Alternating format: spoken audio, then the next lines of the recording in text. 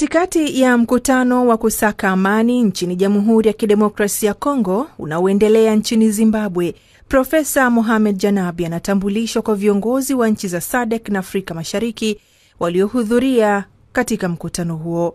Kwa fahari, mwenyekiti wa sasa wa SADC, Rais Emmerson Mnangagwa wa Zimbabwe, akaeleza furaha yake kukutana na kufanya mazungumzo na Janabi, aliyemtaja kama mgombea rasmi wa SADC inayoundwa na nchi takribani 14. Kazi ya kumnadi Janabi ilifanywa na waziri wa mambo ya nje Balozi Mahmoud Thabit Kombo, ambaye picha za mnato na mjongeo zilizopigwa zimemwonyesha akimtambulisha kwa viongozi tofauti kutoka nchi za Afrika Mashariki na SADC.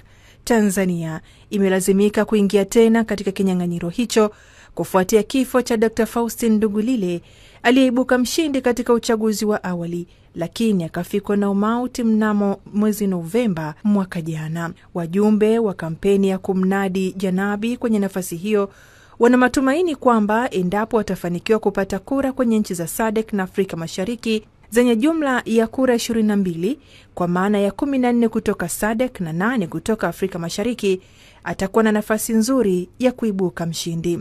Leo ni takribani miezi miwili kamili kabla ya kufanyika kwa uchaguzi wa kumchagua mkurugenzi wa WHO Afrika uliopangwa kufanyika Mei 18 jijini Geneva nchini Uswizi.